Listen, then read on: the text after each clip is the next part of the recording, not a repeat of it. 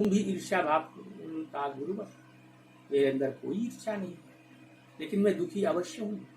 वो कौन शिष्य होगा जो गुरु की सेवा छिन जाने से परम प्रसन्न हो? तो मैं कैसे प्रसन्न हो सकता हूँ? मैं भी प्रसन्न नहीं हूँ। उन्होंने कहा, सुरेश, मैंने तैतरीय और बृहदारण्यकोपनिषद, दो उपनिषदें लिखी है, और ये मेरी तैतरी साथी उपनिषद है और तुम्हारी कर्ण साथी बृहदारण्यकोपनिषद है। हम दोनों की शाखाएं ये दोनों हैं। मेरी इच्छा है इन उपनिषदों पर आप वार्तिक लिखें। उन्होंने ये स्पष्ट आदेश दिया और सुरेश्वराचार्य ने गुरु की आज्ञा समझ करके उसको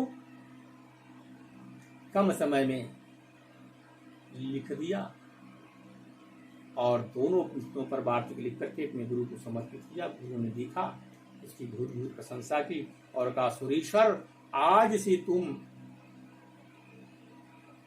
इस वार्तिक के द्वारा यशस्वी हो गए, पंडित समाज में तुम्हारी कीर्ति होगी। मजे की बात, सुरेश्वर ने इससे पहले एक शाप दिया था अपने गुरु भाइयों का, गुरु भाइयों का नहीं, सबको, क्योंकि उनसे ब्रह्म सूत्र के भाष्य पर वार्तिक का अधिकार छीना गया। तो उन्होंने शाप दिया कि कोई भी इसको वार्तिक करेगा, वार्तिक भाष्य पर वार्तिक लिखेगा, उसकी प्रतिष्ठा नहीं होगी। प्रतिष्ठा, कीर्ति, यश सभी कुछ आपका होगा। तो कहाँ ये सुरेश्वराचार्य श्राप दे रहे हैं और कहाँ आचार्य प्रवर सुरेश्वराचार्य को आशीर्वाद दे रहे हैं यशस्वी होने का, कीर्तिवान होने का। यही तो गुरु की अहेतु की कृपा है। कुछ भी करने पर गुरु कल्याण ही करता है। इस प्रकार से सुरेश्वराचार्य ने उपनिषदों पर वार्तिक की काम को पूर्ण किया। इधर पद्मपादाचार्य के अंदर ग्लानि पैदा हो गई, बहुत अधिक दुखी रहने लगे। एक दिन उन्होंने कहा, गुरुदेव, मैं आत्मग्लानि से भरा हूं, आपके आदेश का उल्लंघन करके, क्योंकि सुरेश्वराचार्य अपने मन से वार्तिक नहीं कर रहे थे, आपने आदेश दिया, मैंने आपकी अवज्ञा की, मैं बहुत दुखी हूं, मैं तीर्थ यात्रा करके प्रायश्चित करना चाहता हूं। पद्मपाद से शंकराचार्य ने कहा, बस गुरु का सामीप्य ही तीर्थ है, गुरु के पैर को पखारना, पादोदक लेना, यही गंगा जल है। और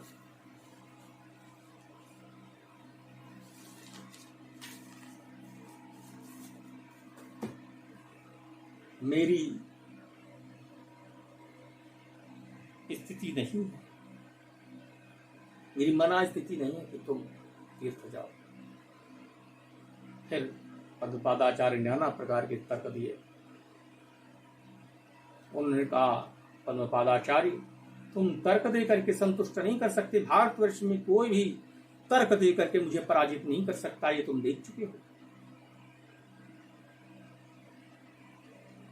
तुम्हारी इच्छा है, मैं तुम्हें अपनी इच्छा से तीर्थ यात्रा की अनुमति नहीं देता। तुम तर्कों के आधार पर जबरदस्ती मुझसे तीर्थ यात्रा की अनुमति ले रहे हो। तुमने मेरे पहले भी विरोध किया आदेश का, और विरोध तो तुम अब भी कर रहे हो। लेकिन होनी प्रबल होती है, जो होकर के रहता है, जो होना होता वो होकर के रहता है। पद्मपादाचार्य ने सिर झुका लिया और दृढ़ निश्चय कर लिया, वह तीर्थ यात्रा करती है। दोबारा गुरु की अवज्ञा की। आचार्य शंकर ने जब देखा कि ये निश्चित ही तीर्थ यात्रा करेंगे, तब उन्होंने उनको अनुमति दी और कुछ सलाह दी, परामर्श दिया कि बेटा पद्मपाद, प्रसिद्ध मार्ग से यात्रा करना, चोरों की तरह गुप्त यात्रा मत करना, विद्वानों का सत्संग करना, मान्यों का आदर करना, तीर्थों का सेवन करना। इस प्रकार पद्मपाद ने आचार्य को प्रणाम करके और तीर्थ यात्रा प्रारंभ की। इधर एकांतिक में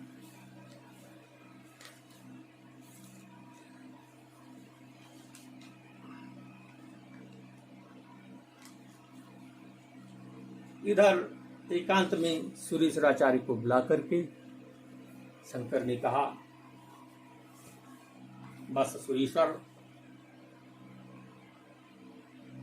पद्मपाद की पूर्व भाग पंचिका ही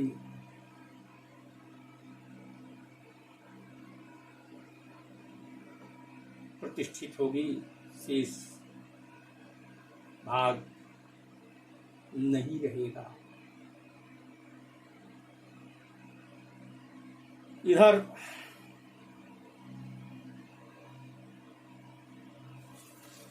शंकर ने भी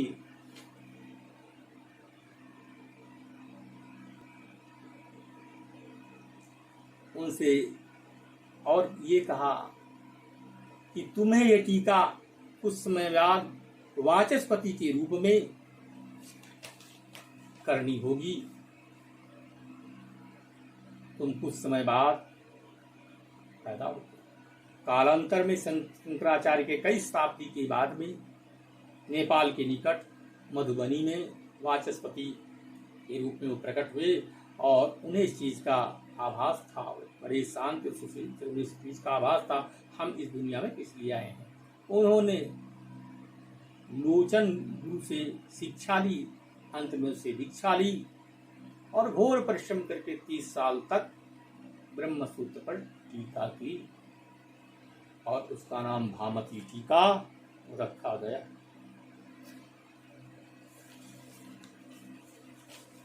और इधर शंकराचार्य को अपने योग से ज्ञान हुआ कि माँ का अंतिम काल आ चुका है, इसलिए उन्होंने श्रृंगेरी से कालड़ी की यात्रा प्रारंभ की और वो वहां पर पहुंच गए। पहुंचते ही माँ को प्रणाम किया, दर्शन किया, माँ प्रसन्न हुई, कहा बस शंकर आ गए। कहा हाँ माँ। तो उन्होंने कहा 2 चीज करो, आदेश करो माँ। उन्होंने कहा मेरी सदगति के लिए प्रयत्न करो और शरीर की शास्त्रोचित रीति से अग्निदाह करो। उन्होंने कहा ठीक है। आचार्य शंकर ने अपनी तपस्या के द्वारा महाविष्णु का आवाहन किया और महाविष्णु की ज्योति का उनकी माँ ने दर्शन किया और ज्योति से ज्योति मिली, उनकी माँ परलोक चली गई। इधर शंकराचार्य के गांव के जितने भी नातेदार रिश्तेदार थे उसमें इकट्ठा हो गए। उन्होंने कहा कि आप लोग अग्नि दे दीजिए। उन्होंने कहा पहले तो आप यहां से चले जाएं, आप जैसे नालायक और अयोग्य संतान के रहते हुए हम आपकी मां को छू ही नहीं सकते। शंकराचार्य ने बहुत समझाने की कोशिश की कि मेरी मां को मेरे संन्यास से लाभ हुआ है। उन पंडितों ने कहना प्रारंभ किया मुझे को तो कोई लाभ नहीं दिखाई पड़ रहा है, लाभ के स्थान पर तुम्हारी मां हमेशा तड़पती रही, परेशान रही। अंततोगत का वो पंडित हाथ नहीं आए, याग देना तो दूर, उन्होंने सब को कंधा देना भी उचित नहीं समझा। दुखी मन थे। आचार्य शंकर कहीं से घर के आंगन में ही लकड़ी लाए, उनकी चिता बनाई, माँ को लिटाया और दाहिने भुजा से अग्नि को प्रकट करके उनका अग्नि संस्कार किया। और अग्नि संस्कार करने के बाद वो यात्रा के लिए प्रवृत्त हो गए और केरल के नाना तीर्थों में यात्रा करने लगे। तीर्थ कोई ने उन्होंने तीर्थ छोड़ा नहीं और विरोधियों से शास्त्रार्थ करते, उनको परास्त करते, अद्वैत मत में दीक्षित करते। अंत में केरल प्रांत में जो एक महासूर तीर्थ है वहां पर स्थित हो गए और पद्मपाद की प्रतीक्षा करते। इधर पद्मपाद उत्तर भारत के समस्त तीर्थों का भ्रमण करते हुए दक्षिण भारत के तीर्थों का भ्रमण करते हुए अपनी भूमि चोल देश पहुंचे और चोल देश पहुंच करके अपनी जो उनकी जन्मभूमि थी, जन्मभूमि के निकट ही उनके मामा का गांव था, उनका मामा मिला। मामा बहुत प्रसन्न हुए, उनका आदर किया, उनको ले गए।